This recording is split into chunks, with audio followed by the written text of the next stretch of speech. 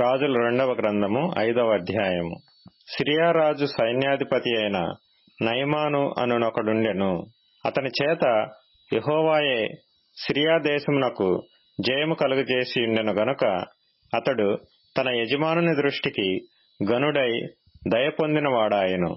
అతడు మహాపరాక్రమశాలి అయి ఉండెను గాని అతడు కుష్ఠరోగి. సిరియనులు గుంపు గుంపులుగా బయలుదేరి ఇశ్రాయేలు దేశం మీదికి పోయియుండిరి. వారతడి నుండి ఒక చిన్నదాని చెరగొని తేగా అది నయమాను భార్యకు పరిచారము చేయుచుండెను. అది షోమ్రోన్లోనున్న ప్రవక్త దగ్గర నా ఏలినవాడు ఉండవలెనని నేనెంతో కోరుచున్నాను. అతడు నా ఏలినవానికి కలిగిన కుష్ఠరోగమును బాగుచేయునని తన యజమానురాలితో అనెను. నయమాను రాజునొద్దకు పోయి ఇశ్రాయేలు దేశపు చిన్నది చెప్పిన మాటలను అతనికి తెలియజేయగా, సిరియా రాజు, నేను ఇశ్రాయేలు రాజునకు దూత చేత పత్రిక పంపించెదనని ఆజ్ఞ ఇచ్చెను గనుక అతడు 20 మణుగుల వెండియు 1,20,000 రూపాయల బంగారును 10 దుస్తుల బట్టలను తీసుకొని పోయి ఇశ్రాయేలు రాజునకు పత్రికను అప్పగించెను. ఆ పత్రికలో ఉన్న సంగతి ఏదనగా, నా సేవకుడైన నయమానునకు కలిగిన కుష్ఠరోగమును నీవు బాగు చేయవలనని ఈ పత్రికను అతని చేత నీకు పంపించియున్నాను. ఇశ్రాయేలు రాజు ఈ పత్రికను చదివి వస్త్రములు చింపుకొని, చంపుటకును బ్రతికించుటకును నేను దేవుడనా? ఒకనికి కలిగిన కుష్ఠరోగమును మాన్పుమని నా యొద్దకు ఇతడు పంపుట ఏమి?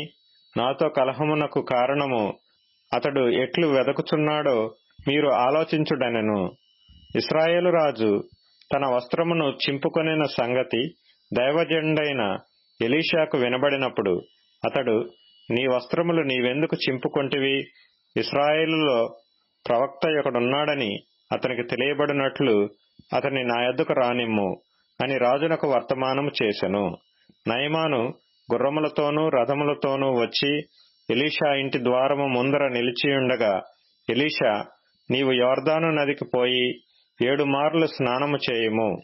నీ ఒళ్ళు మరలా బాగై నీవు శుద్ధుడవగుదువని అతనితో చెప్పుటకు ఒక దూతను పంపెను. అందుకు నయమాను కోపము తెచ్చుకొని తిరిగి పోయి ఇట్లనెను, అతడు నా యొద్దకు వచ్చి నిలిచి తన దేవుడైన యెహోవా నామమును బట్టి తన చెయ్యి రోగముగా ఉన్న స్థలము మీద ఆడించి కుష్ఠరోగమును మాన్పునని నేననుకుంటిని. దమస్కు నదులైన అబానాయును ఫర్పరును ఇశ్రాయేలు దేశంలోని నదులన్నిటికంటే శ్రేష్టమైనవి కావా? వాటిలో స్నానము చేసి శుద్ధి నొందలేనా అని అనుకొని రౌద్రుడై తిరిగి వెళ్లిపోయెను. అయితే అతని దాసులలో ఒకడు వచ్చి, నాయనా, ఆ ప్రవక్త ఏదైనానొక గొప్ప కార్యము చేయుమని నియమించిన ఎడల నీవు చేయకుందువా? అయితే స్నానము చేసి శుద్ధుడవు కమ్మను మాట దానికంటే మేలు కాదా అని చెప్పినప్పుడు అతడు పోయి దైవజనుడు చెప్పినట్లు యొర్దాను నదిలో 7 మార్లు మునుగగా అతని దేహము పసిపిల్ల దేహము వలెనై అతడు శుద్ధుడాయెను. అప్పుడు అతడు తన పరివారంతో కూడా దైవజనుని దగ్గరకు తిరిగి వచ్చి అతని ముందర నిలిచి, చిత్తగించుము, ఇశ్రాయేలులోనున్న దేవుడు తప్ప లోకమంతటి యందును మరి ఒక దేవుడు లేడని నేను ఎరుగుదును. ఇప్పుడు నీవు నీ దాసుడైన నా యొద్ద బహుమానము తీసుకొనవలసినదని అతనితో చెప్పగా, ఎలీషా, ఎవని సన్నిధిని నేను నిలువబడి ఉన్నానో ఇశ్రాయేలు దేవుడైన ఆ యెహోవా జీవము తోడు నేనేమియూ తీసుకొనను అని చెప్పెను. నయమాను అతనిని ఎంతో బతిమాలినను అతడు ఒప్పకపోయెను. అప్పుడు యెహోవాకు తప్ప దహన బలినైనను మరి ఏ బలినైనను ఇతరమైన దేవతలకు నేనిక అర్పింపను. 2 కంచర గాడిదల మోయుపాటి మన్ను నీ దాసుడనైన నాకు ఇప్పించకూడదా?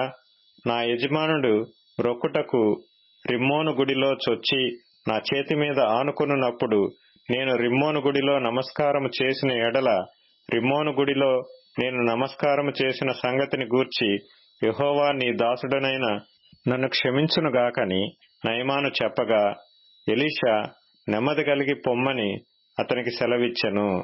అతడు ఎలీషా యొద్ద నుండి వెళ్లి కొంత దూరము సాగిపోయెను.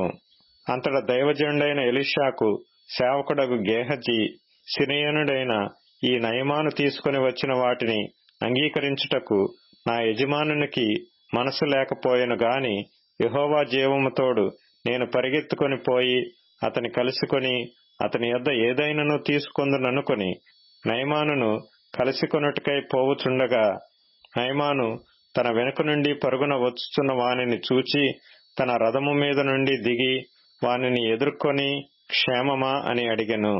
అతడు క్షేమమే అని చెప్పి, నా యజమానుడు నా చేత వర్తమానము పంపి, ప్రవక్తల శిష్యులలో 2 యవ్వనులు ఎఫ్రాయిము మన్యము నుండి నా యొద్దకు ఇప్పుడే వచ్చిరి గనుక నీవు వారి కొరకు 2 మణుగుల వెండియు 2 దుస్తుల బట్టలను దయచేయమని సెలవిచ్చుచున్నాడనెను.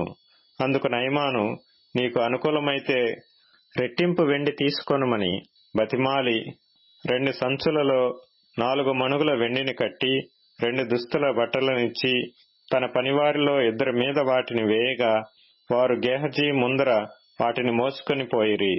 మెట్ల దగ్గరకు వారు రాగానే వారి యొద్ద నుండి గేహజీ వాటిని తీసుకొని ఇంటిలో దాచి వారికి సెలవీయగా వారు వెళ్లిపోయిరి.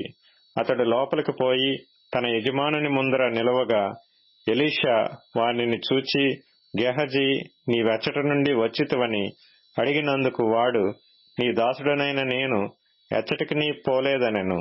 అంతట ఎలీషా వానితో, ఆ మనుష్యుడు తన రథము దిగి నిన్ను ఎదుర్కొనుటకు తిరిగి వచ్చినప్పుడు నా మనస్సు నీతో కూడా రాలేదా? ద్రవ్యమును వస్త్రములను ఒలీవ చెట్ల తోటలను ద్రాక్ష తోటలను గొర్రెలను ఎడ్లను దాసదాసీలను సంపాదించుకొనుటకు ఇది సమయమా? కాబట్టి నయమానునకు కలిగిన కుష్టు నీకును నీ సంతతికిని సర్వకాలము అంటియిండును అని చెప్పగా వాడు మంచు వలె తెల్లనైన కుష్ఠము కలిగి ఎలీషా ఎదుటి నుండి బయటికి వెళ్ళెను. రాజుల 2వ గ్రంథము 6వ అధ్యాయము. అంతటా ప్రవక్తల శిష్యులు ఎలీషా యొద్దకు వచ్చి, ఇదిగో నీ యొద్ద మాకున్న స్థలము ఇరుకుగానున్నది.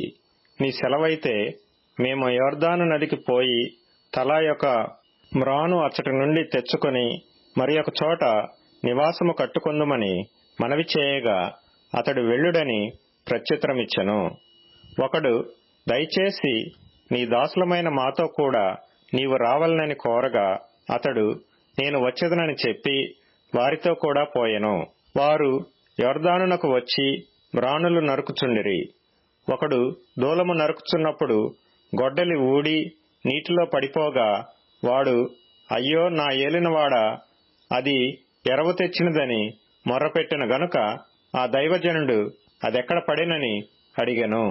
వాడు అతనికి ఆ స్థలమును చూపింపగా అతడు కొమ్మ ఒకటి నరికి నీళ్లలో వేయగా గొడ్డలి తేలెను. అతడు దానిని పట్టుకొనమని వానితో చెప్పగా వాడు తన చెయ్యి చాపి దానిని పట్టుకొనెను.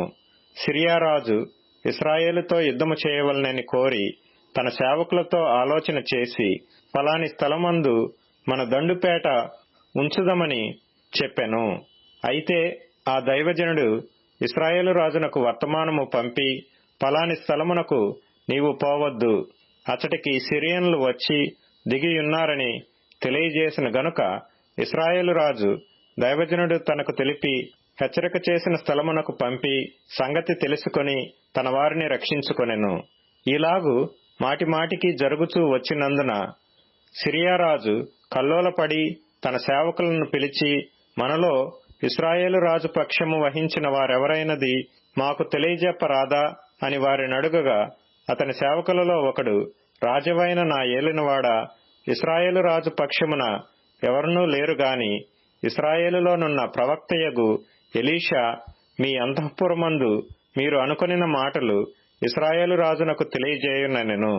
అందుకు రాజు, మేము మనుషులను పంపి అతని తెప్పించున్నట్లు నీవు వెళ్లి అతడుండు చోటు చూచి రమ్ము అని సెలవీయగా అతడు దోతానులో ఉన్నాడని వర్తమానము వచ్చెను. కాబట్టి రాజు అచ్చటికి గుర్రములను రథములను గొప్ప సైన్యమును పంపెను. వారు రాత్రివేళ వచ్చి నలుదిశలను పట్టణమును చుట్టుకొనగా దైవజనుడైన అతని పనివాడు పెందలకడ లేచి బయటికి వచ్చినప్పుడు గుర్రములను రథములను గల సైన్యము పట్టణమును చుట్టుకొని ఇండుట కనబడెను.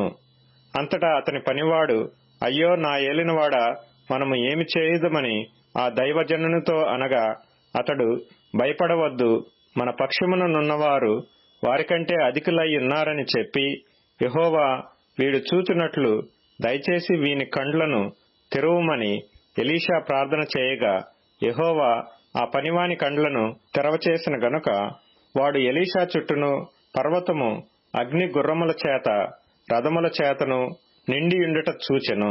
ఆ దండువారు అతని సమీపించినప్పుడు ఎలీషా ఈ జనులను అంధత్వంతో మొత్తుమని యెహోవాను వేడుకొనగా, ఆయన ఎలీషా చేసిన ప్రార్థన చొప్పున వారిని అంధత్వంతో మొత్తెను. అప్పుడు ఎలీషా, ఇది మార్గము కాదు, ఇది పట్టణము కాదు, మీరు నా వెంట వచ్చిన ఎడల మీరు వెదుకువాని యొద్దకు మిమ్మును తీసుకుని పోదునని వారితో చెప్పి షోమ్రోను పట్టణమునకు వారిని నడిపించెను. వారు షోమ్రోనులోనికి వచ్చినప్పుడు అతడు, యెహోవా వీరు చూచున్నట్లు వీరి కండ్లను తెరువుమని ప్రార్థన చేయగా, యెహోవా వారి కండ్లను తెరవచేసిన గనుక వారు తాము షోమ్రోను మధ్య ఉన్నామని తెలుసుకొనిరి. అంతటా ఇశ్రాయేలు రాజు వారిని పారజూచి, నాయనా వీరిని కొట్టుదునా అని ఎలీషాను అడగగా, అతడు, నీవు వీరిని కొట్టవద్దు, నీ కత్తి చేతను నీ వింటి చేతను నీవు చెరపట్టిన వారినైనను కొట్టుదువా? వారికి భోజనము పెట్టించి వారు తిని త్రాగిన తరువాత వారు తమ యజమానుని యొద్దకు వెళ్ళుదురని చెప్పెను. అతడు వారి కొరకు విస్తారమైన భోజన పదార్థములను సిద్ధపరచగా వారు అన్నపానములు పుచ్చుకొని రాజు సెలవు పొంది తమ యజమానుని యొద్దకు పోయిరి. అప్పటి నుండి సిరియనుల దండువారు ఇశ్రాయేలు దేశంలోనికి వచ్చుట మానిపోయెను. అటు తర్వాత సిరియా రాజైన బెన్హదదు తన సైన్యమంతటినీ సమకూర్చుకొని వచ్చి షోమ్రోనునకు ముట్టడి వేసెను. అప్పుడు షోమ్రోనులో గొప్ప క్షామము కలిగి ఉండగా గాడిద యొక్క తల 80 రూపాయలకును అరపావు పావురపు రెట్ట 5 రూపాయలకును అమ్మబడిను. వారు అంత కఠినముగా ముట్టడి వేసియుండిరి. అంతటా ఇశ్రాయేలు రాజు పట్టణపు ప్రాకారము మీద సంచారం చేయగా ఒక స్త్రీ రాజును చూచి, రాజువైన నా ఏలినవాడా, సహాయము చేయమని కేకలు వేయుట విని, యెహోవా నీకు సహాయము చేయనిది నేనెక్కడ నుండి నీకు సహాయము చేయుదును? కళ్ళములో నుండి అయినను ద్రాక్షగానుగలో నుండి అయినను దేనినైనను ఇచ్చి సహాయము చేయ వల్లపడదని చెప్పి, నీ విచారమునకు కారణమేమని అడుగగా, అది, ఈ స్త్రీ నన్ను చూచి, నేటి ఆహారమునకు నీ బిడ్డను ఇమ్ము, రేపు మనము నా బిడ్డను భక్షించుదము అని చెప్పినప్పుడు, మేము నా బిడ్డను వంట చేసుకొని తింటిమి. అయితే మరునాటి యందు నేను దాని చూచి, నేటి ఆహారమునకు నీ బిడ్డను ఇమ్మని అడిగితిని గాని అది తన బిడ్డను దాచిపెట్టినని చెప్పెను. రాజు ఆ స్త్రీ మాటలు విని తన వస్త్రములను చింపుకొని ఇంకా ప్రాకారము మీద నడిచిపోవుచుండగా జనులు అతనిని తేరి చూచినప్పుడు లోపల అతని ఒంటి మీద గోనెపట్ట కనబడెను. తరువాత రాజు, షాపాతు కుమారుడైన ఎలీషా యొక్క తల ఈ దినమున అతని పైన నిలిచియున్న ఎడల దేవుడు నాకు గొప్ప అపాయము కలుగజేయునుగాక అనెను. అయితే ఎలీషా తన ఇంట కూర్చుండి ఉండగా పెద్దలను అతనితో కూడా కూర్చుండి ఉన్నప్పుడు రాజు ఒక మనిషిని పంపెను. ఆ పంపబడిన వాడు ఎలీషా దగ్గరకు రాక మునుపే అతడు ఆ పెద్దలను చూచి, ఈ నరహంతకుని కుమారుడు నా తలను కొట్టివేయుటకు ఒకని పంపియున్నాడని మీకు తెలిసినదా? మీరు కనిపెట్టియుండి ఆ దూత రాగా వాడు లోపలికి రాకుండా తలుపుతో వానిని వెలుపలికి తోసి తలుపు మూసివేయడి. వాని యజమానుని కాళ్ల చప్పుడు వాని వెనుక వినబడును గదా అని వారితో చెప్పుచుండగా ఆ దూత అతని యొద్దకు వచ్చెను. అంతట రాజు, ఈ కీడు యెహోవా వలననైనది, నేను ఇక ఎందుకు యెహోవా కొరకు కనిపెట్టి ఉండవలెననెను. రాజుల 2వ గ్రంథము 7వ అధ్యాయము. అప్పుడు ఎలీషా రాజుతో ఇట్లనెను, యెహోవా మాట ఆలకించుము. యెహోవా సెలవిచ్చినదేమనగా, రేపు ఈ వేళకు షోమ్రోను ద్వారమందు రూపాయి ఒకటింటికి ఒక మానిక సన్నని పిండియు, రూపాయి ఒకటింటికి 2 మానికల యవలును అమ్మబడును. అందుకు ఎవరి చేతి మీద రాజు ఆనుకొని ఉండెనో ఆ అధిపతి, యెహోవా ఆకాశమందు కిటికీలు తెరచినను అలాగు జరుగునా అని ఆ దైవజనునికి ప్రత్యుత్తరమీయగా, అతడు, నీవు కనులారా దానిని చూచెదవు గాని దానిని తినకుందువని అతనితో చెప్పెను. అప్పుడు పట్టణపు గుమ్మమునొద్ద 4 కుష్ఠరోగులుండగా వారు ఒకరినొకరు చూచి, మనము చచ్చిపోవు వరకు ఇచ్చట ఎందుకు కూర్చుండవలెను? పట్టణములోనికి పోవుదమనుకొంటిమా? పట్టణమందు క్షేమమున్నందున అచ్చట చచ్చిపోదుము. ఇచ్చట ఊరక కూర్చున్నను ఇచ్చటనూ చచ్చిపోదుము. పదండి, సిరియన్ల దండుపేటలోనికి పోవుదము రండి. వారు మనలను బ్రతుకునిచ్చిన బ్రతుకుదము, మనలను చంపిన చత్తుము అని చెప్పుకొని సంధి చీకటి యందు సిరియన్ల దండుపేటలోనికి పోవలెనని లేచి సిరియన్ల దండు వెలుపలి భాగమునొద్దకు రాగా అచ్చట ఎవరునూ కనబడకపోయిరి. యెహోవా రథముల ధ్వనియు గుర్రముల ధ్వనియు గొప్ప సమూహపు ధ్వనియు సిరియనుల దండునకు వినబడినట్లు చేయగా, వారు మన మీదికి వచ్చుటకై ఇశ్రాయేలు రాజు హిత్తీయుల రాజులకును ఐగుప్తీయుల రాజులకును బత్తెమిచ్చియున్నాడని సిరియనులు ఒకరితోనొకరు చెప్పుకొని లేచి తమ గుడారములలోనైనను గుర్రములలోనైనను గాడిదలలోనైనను దండుపేటలోనున్న వాటిల్లోనైనను ఏమీయూ తీసుకొనకయే తమ ప్రాణములు రక్షించుకొనుట చాలుననుకొని సంధి చీకటిని ఉన్నది ఉన్నట్లుగా పేట విడిచి పారిపోయియుండిరి. కాబట్టి ఆ కుష్ఠరోగులు దండుపేట వెలుపలి భాగమునొద్దకు వచ్చి యొక్క గుడారము చొచ్చి భోజనపానములు చేసి అచ్చట నుండి వెండి బంగారములను బట్టలను ఎత్తుకొని పోయి దాచిపెట్టి తిరిగి వచ్చి మరియొక గుడారము చొచ్చి అచ్చట నుండి సొమ్ము ఎత్తుకొని పోయి దాచిపెట్టిరి. వారు, మనము చేయునది మంచి పని కాదు, నేటి దినము శుభవర్తమానము గల దినము, మనము ఊరుకొన నేల, తెల్లవారు వరకు మనము ఇచ్చట నుండిన ఎడల ఏదైననొక అపాయము మనకు సంభవించును గనుక మనము వెళ్లి రాజు ఇంటివారితో సంగతి తెలియజెప్పుదుము రండని ఒకరితోనొకరు చెప్పుకొని వచ్చి పట్టణపు ద్వారపాలకుని పిలిచి, మేము సిరియనుల దండుపేటకు పోతిమి, అచ్చట ఏ మనిషియూ కనబడలేదు, మనిషి చప్పుడైననూ లేదు, కట్టబడిన గుర్రములను కట్టబడిన గాడిదలను ఉన్నవి గాని గుడారముల దగ్గర ఎవరునూ లేరని వారితో అనగా, వాడు ద్వారపాలకుని పిలిచెను. వారు లోపలనున్న రాజు ఇంటివారితో ఆ సమాచారము తెలియజెప్పగా, రాజు రాత్రియందు లేచి తన సేవకులను పిలిచి, సిరియనులు మనకు చేసిన దానిని నేను మీకు చూపింతును. మనము ఆకలితోనున్న సంగతి వారికి తెలిసియున్నది గనుక వారు పట్టణములో నుండి బయటికి వచ్చిన ఎడల మనము వారిని సజీవులనుగా పట్టుకొని పట్టణమందు ప్రవేశింపగలమని యోచన చేసి పేట విడిచి పొలములోనికి పోయి పొంచియున్నారని వారితో అనెను. అప్పుడు అతని సేవకులలో ఒకడు ఈలాగ మనవి చేసెను, ఇంతకు ముందు ఇశ్రాయేలు వారలలో బహుమంది మనుష్యులు లయమైపోయిరు గదా, ఇక 5 లయమై పోవుట అబ్బురమా? నీకు అనుకూలమైన ఎడల పట్టణమందు మిగిలియున్న రౌతులలో 5 తీసుకొని పోనిమ్ము, మనము వారిని పంపి చూచెదమని చెప్పెను. వారు జోడు రథములను వాటి గుర్రములను తీసుకొనగా సిరియనుల సైన్యము వెనుకపోయి చూచి రండని రాజు వారికి సెలవిచ్చి పంపెను. కాబట్టి వారు వారి వెనుక యొర్దాను నది వరకు పోయి, సిరియనులు తొందరగా పోవచ్చు పోయినంత లెక్క పారవేసిన వస్త్రములను సామానులను చూచి ఆ దూతలు తిరిగి వచ్చి రాజుతో సంగతి చెప్పగా, జనులు బయలుదేరి సిరియనుల దండుపేటను దోచుకొనిరి.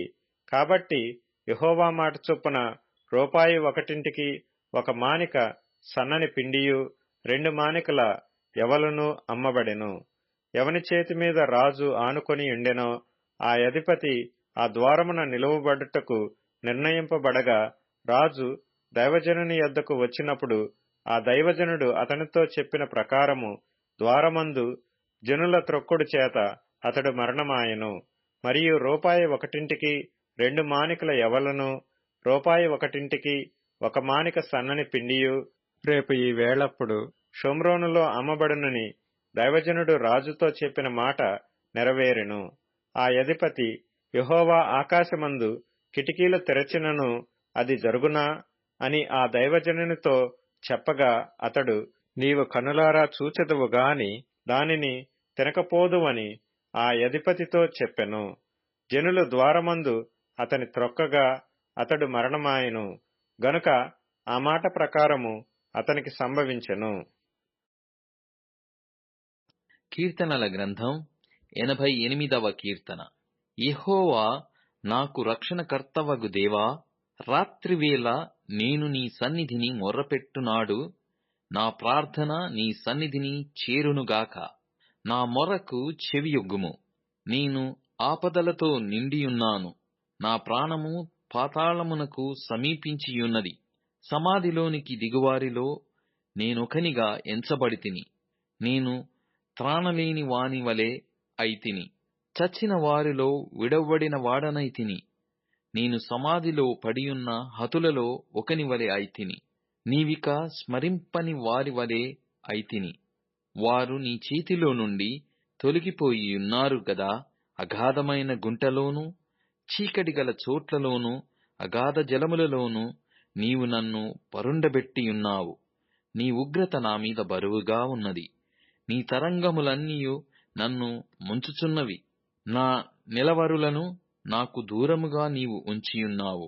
నీవు వారి దృష్టికి నన్ను హేయునిగా చేసియున్నావు. వెలపలికి రావల్లగాకుండా నేను బంధింపబడియున్నాను. బాధచేత నా కన్ను క్షీణించుచున్నది. యెహోవా, ప్రతిదినము నేను నీకు మొర్రపెట్టుచున్నాను. నీ వైపు నా చేతులు చాపుచున్నాను. మృతులకు నీవు అద్భుతములు చెప్పెదవా? ప్రేతలు లేచి నిన్ను స్తుతించెదరా? సమాధిలో నీ కృపను ఎవరైనా వివరింతురా? నాశన కూపములో నీ విశ్వాస్యతను ఎవరైనా చెప్పుకొందురా? అంధకారములో నీ అద్భుతములు తెలియనగునా? పాతాళములో నీ నీతి తెలియనగునా? యెహోవా, నేను నీతోనే మనవి చేయుచున్నాను. ఉదయమున నా ప్రార్థన నిన్ను ఎదుర్కొనును. యెహోవా, నీవు నన్ను విడుచుట ఏలా? నీ ముఖము నాకు చాటు చేయుట ఏలా? బాల్యము నుండి నేను బాధపడి చావునకు సిద్ధమైతిని. నీవు పెట్టు భయము చేత నేను కలవరపడుచున్నాను. నీ కోపాగ్ని నా మీదికి పొర్లియున్నది.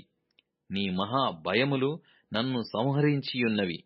నీళ్లు ఆవరించునట్లు అవి దినమంతా నన్ను ఆవరించుచున్నవి. అవి నన్ను చుట్టూరా చుట్టుకొనియున్నవి. నా ప్రియులను స్నేహితులను నీవు నాకు దూరముగా ఉంచియున్నావు.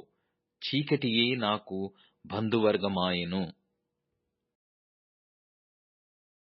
అపోస్తలుల కార్యములు 3వ అధ్యాయము. పగలు 3 గంటలకు ప్రార్థన కాలమున పేతురును యోహానును దేవాలయమునకు ఎక్కి వెళ్ళుచుండగా, పుట్టినది మొదలుకొని కుంటివాడైన ఒక మనుష్యుడు మోసికొని పోబడుచుండెను. వాడు దేవాలయములోనికి వెళ్ళు వారిని భిక్షమడుగుటకు కొందరు ప్రతిదినము వానిని శృంగారమను దేవాలయపు ద్వారమునొద్ద ఉంచుచూ వచ్చిరి. పేతురును యోహానును దేవాలయంలో ప్రవేశింపబోవునప్పుడు వాడు చూచి భిక్షమడుగగా, పేతురును యోహానును వానిని తేరిచూచి, మా తట్టు చూడుమనిరి. వాడు వారి యొద్ద ఏమైనా దొరుకునని కనిపెట్టుచు వారి యందు లక్ష్యముంచెను. అంతట పేతురు, వెండి బంగారములు నా యొద్ద లేవు గాని నాకు కలిగినదే నీకిచ్చుచున్నాను. నజరేయుడైన యేసుక్రీస్తు నామమున నడువుమని చెప్పి వాని కుడి చెయ్యి పట్టుకొని లేవనెత్తెను. వెంటనే వాని పాదములను చీలమండలును బలము పొందెను. వాడు దిగ్గున లేచి నిలిచి నడిచెను.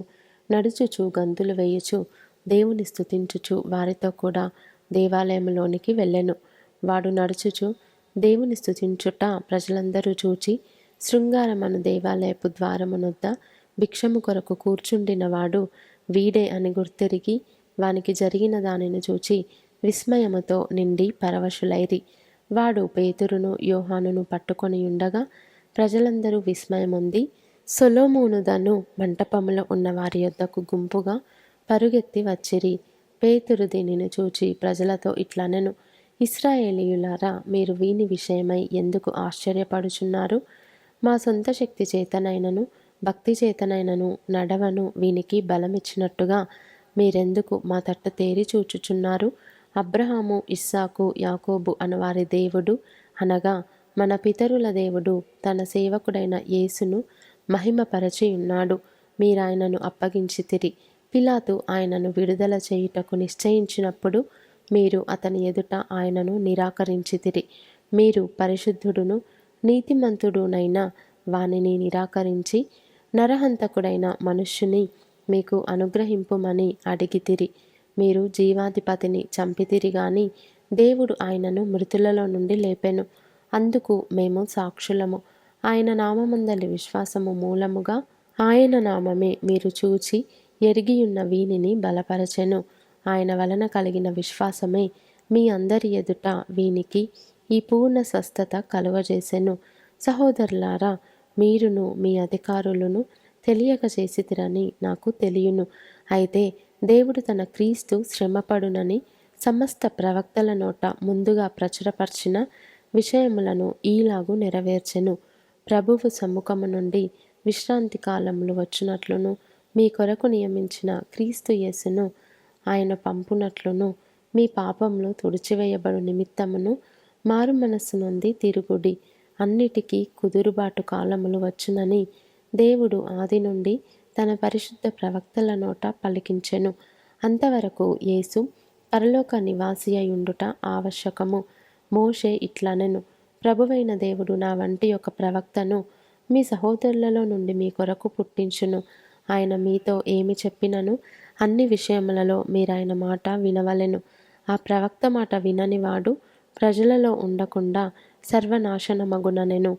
మరియు సమూయేలు మొదలుకొని ఎందరు ప్రవక్తలు ప్రవచించిరో వారందరూ ఈ దినమును గూర్చి ప్రకటించిరి. ఆ ప్రవక్తలకును దేవుడు అబ్రహాముతో నీ సంతానమందు భూలోక వంశములన్నయు ఆశీర్వదింపబడునని చెప్పి మీ పితరులతో చేసిన నిబంధనకును మీరు వారసులై ఉన్నారు.